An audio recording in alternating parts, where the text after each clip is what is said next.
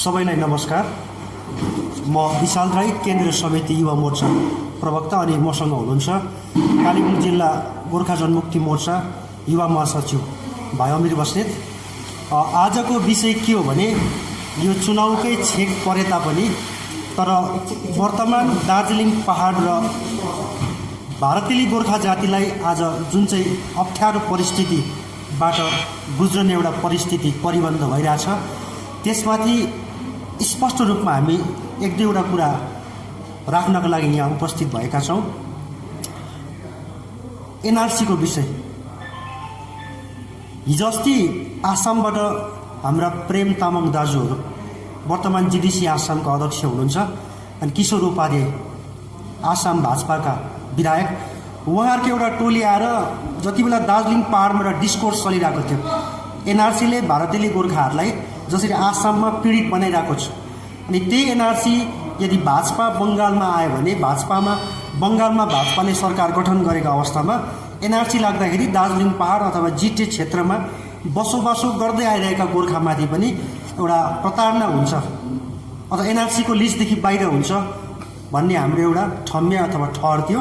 तर आसामबाट आएका टोलीले एउटा यहाँ के कन्फ्युजन क्रिएट गर्यो भन्दाखेरि उहाँले यहाँ आएर प्रेस भेला गर्नुभयो, प्रेस वार्ता गर्नुभयो अनि जति बेला कर्स्याङबाट वर्तमान कर्स्याङका विधायक प्रार्थी हाम्रा दाजु बिपी बजगाईजीले उहाँले भन्नुभयो एउटा जनमञ्चबाट, यदि एनआरसीले एउटै पनि गोर्खालाई आसाममा यदि एफेक्टेड गरेको छ अथवा एनआरसीको लिस्टबाट बाहिर निकालेको छ भने चाहिँ म आफ्नो प्रार्थीबाट अथवा आफ्नो क्यान्डिडेचर ब्याक गर्छु भन्नुभयो। अनि त्यो प्रतिक्रियामाथि धेरै प्रतिक्रियाहरू आउन थाले। आसामबाट धेरै साथीभाइहरूले भिडियो अपलोड गरेर एनआरसीले कसरी आसाममा बस्ने गोर्खा दाजुभाइहरूलाई प्रभावित गरेका छन् अनि कति असममा बस्ने गोर्खा दाजुभाइहरू एनआरसीको लिस्टबाट बाहिरेका छन् भनेर उहाँले तथ्यात्मक हिसाबमा जानकारी सरबराह गर्न थाले। लगतै फेरि प्रेम तामाङ दाजु आउनुभयो, उहाँले भन्नुभयो आसाममा गोर्खालाई एनआरसीले छोएकै छैन, एउटै पनि गोर्खाहरू आसाममा एनआरसीदेखि बाहिर छैन, कोही पनि डिटेन्सन क्याम्प जानु परेको छैन, सबै कन्डिसन नर्मल्सी छ भनेर उहाँहरूले बयान राखेर जानुभयो। अनि त्यो बयानमाथि दाइ प्रेम तामाङ अनि किशोर उपाध्यायहरूको जुन चाहिँ बयान छ त्यसलाई हामी यहाँबाट भर्सना गर्न मान्छौँ।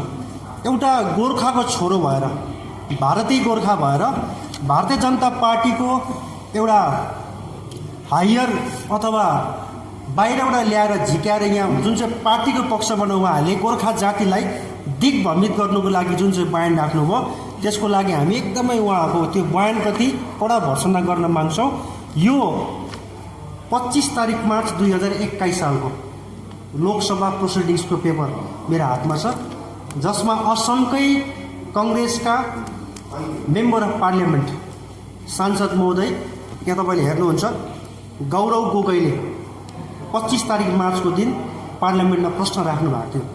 त्यो प्रश्न यहाँ छ ABCDE गरेर, जब उहाँले 5वटा प्रश्न राख्नु भएको थियो कि असममा छुटेका 1 लाखभन्दा बढी गोर्खाहरूको लागि चाहिँ सरकारले के काम गर्दैछ एनआरसीको लिस्टबाट, कि सरकारलाई त्यो कुरो थाहा छैन अनि सरकारले जुन चाहिँ मेसिनेरी अथवा मेकानिजम बनाएको छ त्योबाट कसरी गोर्खाहरू एनआरसीको लिस्टबाट छुट्यो भनेर। अनि त्यो माथि चाहिँ भारतीय जनता पार्टी अथवा भारतको सरकारको चाहिँ अब एनआरसीको लिस्टमा गोर्खाहरूलाई अन्तर्भुक्त गर्ने फर्दर योजनाहरू के छ भनेर यो यहाँ तपाईँले हेर्नुहुन्छ गौरव गोगोईले प्रश्न राख्नु भएको थियो सदनभित्र।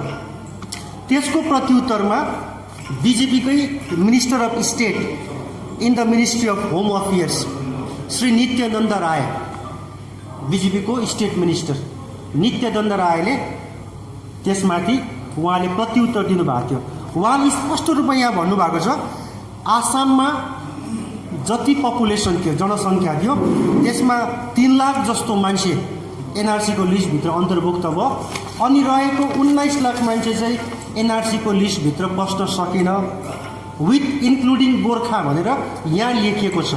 हामीले झुट बोलेको होइन, यो मिनिस्ट्री अफ स्टेटको यो नित्यानन्द राय बिजेपीको मिनिस्टरले दिएको संसदमा दिएको आधिकारिक बयान हो। यो भर्बली मुखले बोलेको होइन, लिखित रूपमा बयान छ। अनि यहाँ म तपाईँहरूलाई पढेर सुनाउन चाहन्छु। अब एनआरसीको लिस्टबाट छुटेका गोर्खाहरू अथवा अगोर्खाहरू, बेङ्गोलीहरू, मुस्लिमहरू, उहाँहरूले चाहिँ के गर्नुपर्छ भन्दाखेरि any person not satisfied with the outcome of the decisions of claims and objections leading to publication of final NRC may prefer an appeal before the foreigners tribunal constituted under the Foreigners Tribunal Order 1964 within the period of 120 days from the date of such order on the disposal of appeal by the tribunals.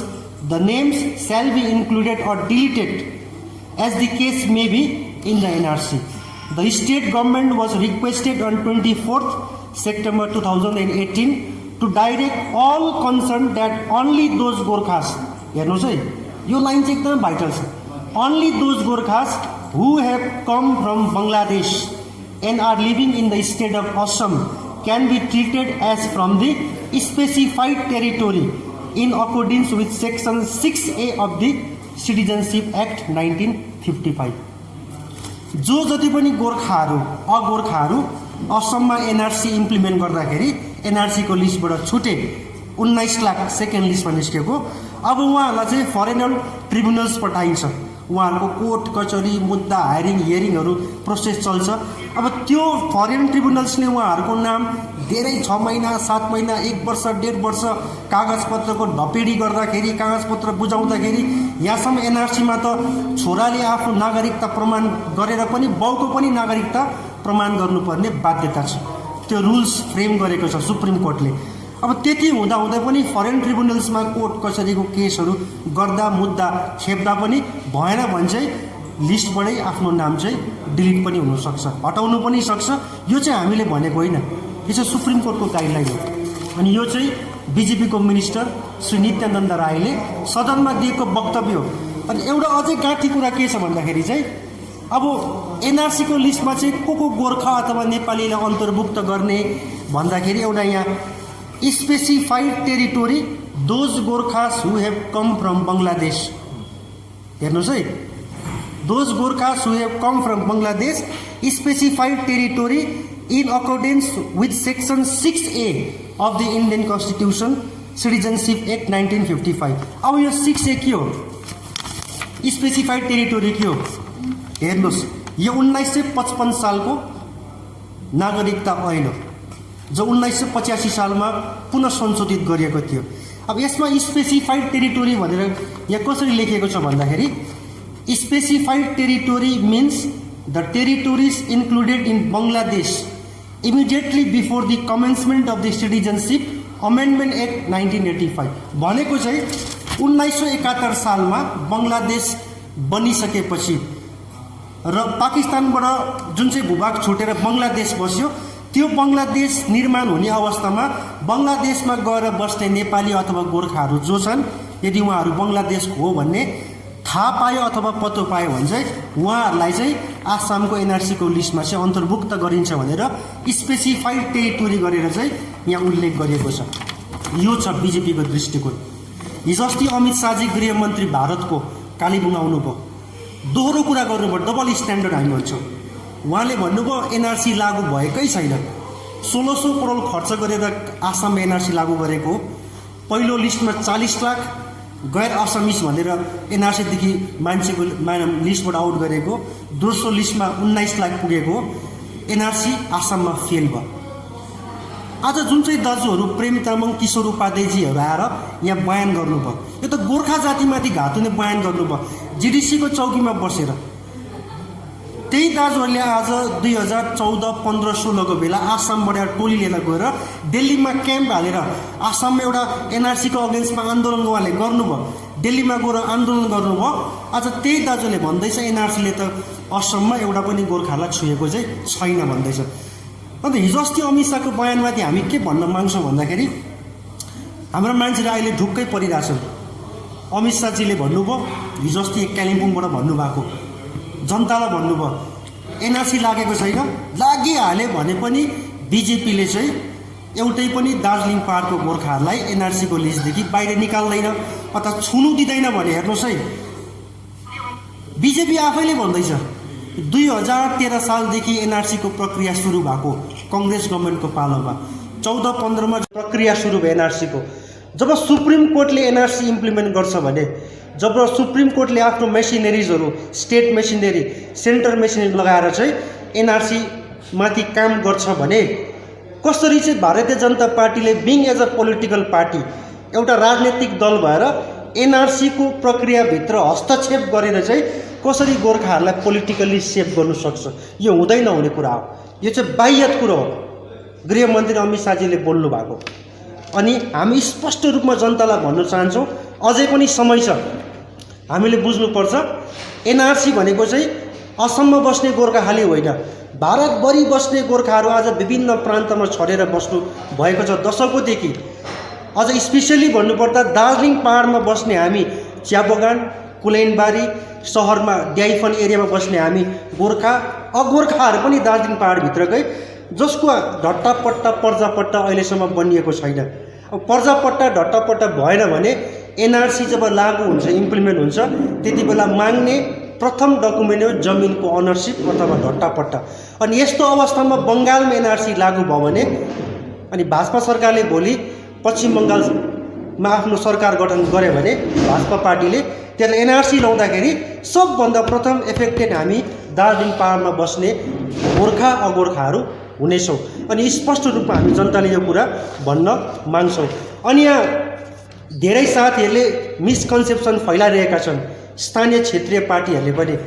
Gorkha राष्ट्रिय मुक्ति मोर्चाका साथीहरूले भन्दै हुनुहुन्थ्यो, अहिले पनि भन्दै हुनुहुन्छ, 1988 सालमा पास भएको भारत सरकार, पश्चिम बङ्गाल सरकार र गोर्खा राष्ट्र मुक्ति मोर्चामा भएको चुक्ति डिजेसी को अकोर्ड र त्यसको भोलिपल्ट साइन भएको जुन चाहिँ नागरिकता विषय उहाँले त्यो घरिघरि बयान दिनुहुन्छ नि, डिजेसी एफोर्डले, डिजेसी को ग्याजेटले अथवा नागरिकता सम्बन्धी जुन चाहिँ पेपर प्रस्तुत गर्ने उहाँले घरिघरि काम, त्यसले सेभ गर्छ भन्नुभयो।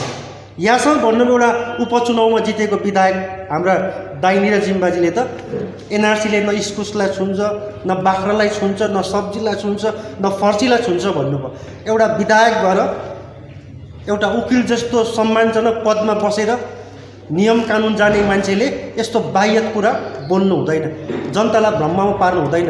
यदि डिजेसी चुक्तिले यदि भारतीय गोर्खालाई बचाउँथ्यो भने एनआरसी जब आसाममा लागू भयो, आसाममा गोर्खालाई एनआरसीले छुयो।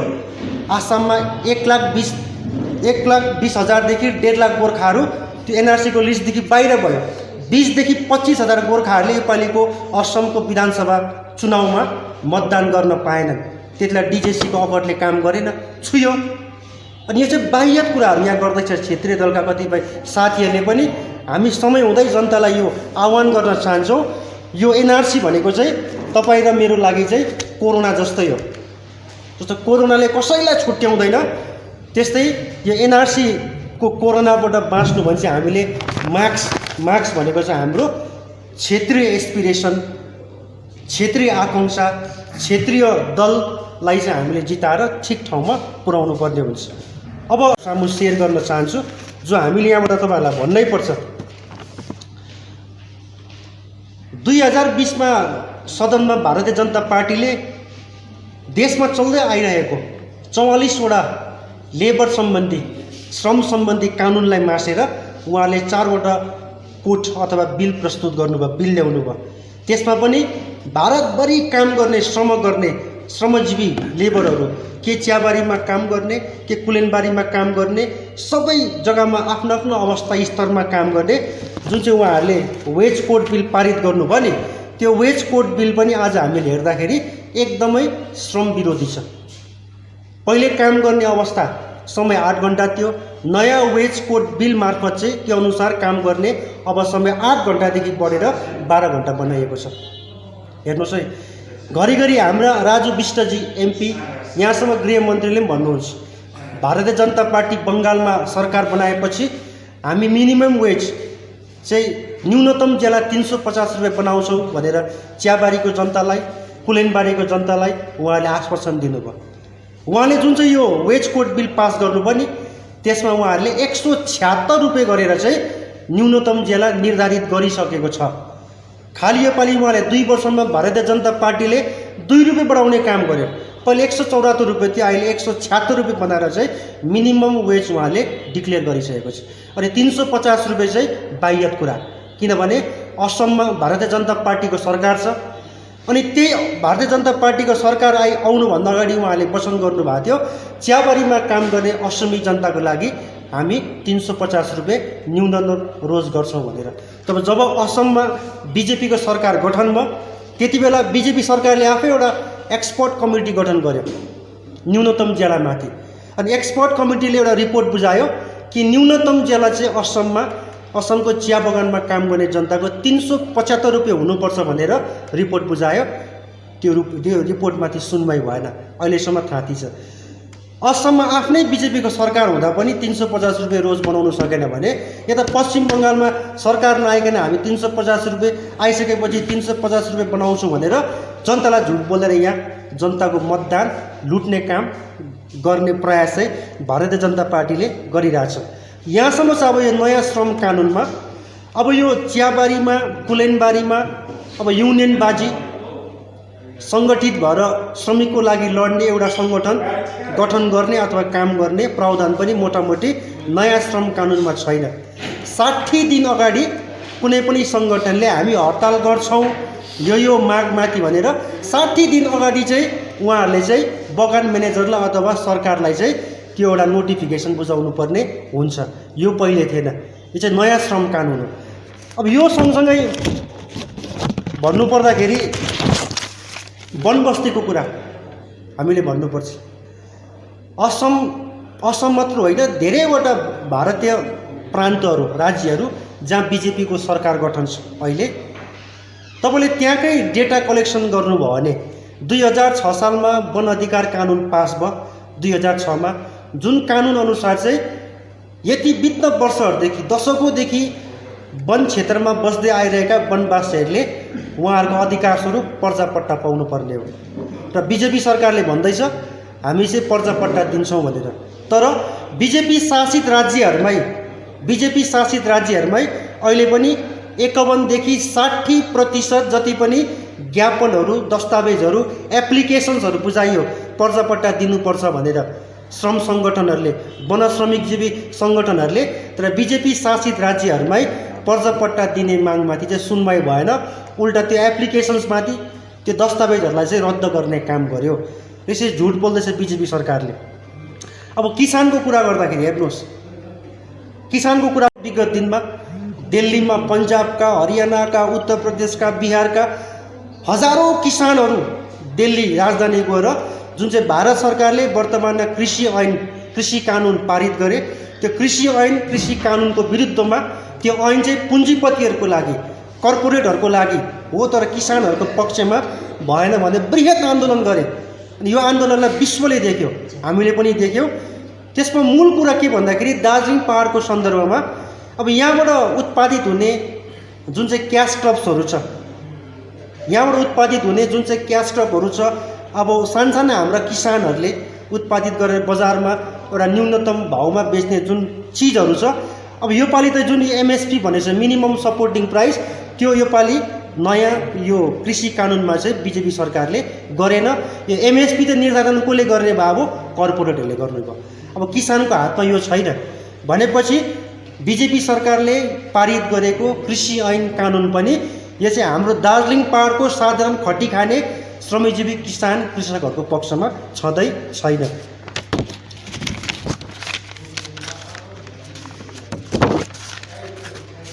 अन्तमा अब तपाईहरुले एनआरसीकै विषयमा दुईवटा कुरा भन्न माग्छौँ हामी।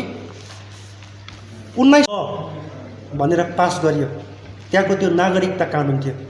अहिले तपाईले रोहिङ्ग्याको प्रकरणहरू हेर्नुहुँदैछ, अहिले भारतमा रोहिङ्ग्याहरू पस्यो, अनुप्रवेशकारी भयो भन्दैछ। अहिले पस्दै गरेको रोहिङ्ग्याहरू त्यति बेला 1983 सालमा यो बर्मा सिटिजनसिप ल पास भइसकेपछि अवैध घोषणा गरेर चाहिँ निकालिएको रोहिङ्ग्याहरू त्यति बेलाको बर्मिसहरू हो। हेर्नुहोस्, 1990 को दशकमा भुटानबाट एउटै संस्कृति, एउटै भाषा मान्नुपर्छ, एउटै वेशभूषा मान्नुपर्छ भनेर आधिकारिक फरमान हुँदाखेरि र धेरै नेपालीहरूले भूपालीहरूले नमान्दाखेरि नेपालीहरू खेदिएको त भुटानबाट, हामीले आफ्नै आँखाले देखेको नि, पढेको सुनेको। र आज एनआरसी लाग्नु भनेको बङ्गालमा चाहिँ यो चाहिँ अब आसाममा त एनआरसी त त्यहाँका जनताले, त्यहाँका विभिन्न राजनैतिक दलहरूले आसामको एनआरसीलाई अमान्य गरिरहेका छन् भनेपछि अब बिजेपी सरकारको अहिले यो बङ्गालमा मेनिफेस्टोको प्रमुख एजेन्डा भनेको चुनावी घोषणापत्रको एनआरसी लगाउने हो। अब एनआरसी लगाउनु भनेको चाहिँ यो गोर्खाली होइन, अगोर्खाहरू सबै जो जति हामी दार्जिलिङ पहाडमा अहिलेसम्म मिलेर बसेको छौँ, हामीमाथि चाहिँ ठुलो अन्याय हुन्छ, ढट्टापट्टा पर्जापट्टा नहुने मान्छेमाथि। अनि हामी एकदमै जनतालाई सतर्क बस्ने आह्वान पनि गर्न चाहन्छौँ। अनि विशेष गरी हामी तपाईँहरू समक्ष एउटा अपिल पनि गर्न माग्छौँ। अब भारतीय जनता पार्टी भनेको बहुसङ्ख्यक विचारधारा, उग्र राष्ट्रियतावाद, उग्र धार्मिक हिन्दू कट्टरवादी विचारधारा लिएको एउटा राजनैतिक दल हो। अनि हामी अहिले बाँच्दै गरेको अवस्थामा, हामी बाँच्दै गरेको भूगोलमा हाम्रो गोर्खा जनजातीय संस्कृति भिन्नै तहको कुरा हो। अनि जब जब यहाँ जय गोर्खाको नारालाई हटाएर जब धार्मिक रूपमा पनि नभएर राजनैतिक हिसाबमा रामको नामलाई बदनाम गरेर जय श्री राम भनेर पोलिटिकली डाइभर्ट गर्ने काम गर्छ। हाम्रो लडाइँ भनेको आजको दिनमा चाहिँ राजनैतिक दलभन्दा पनि यो विचारधारासँग हो, जुन चाहिँ विचारधाराले आज गोर्खाको विविध संस्कृतिलाई मास्ने एउटा षड्यन्त्र गरिरहेको छ।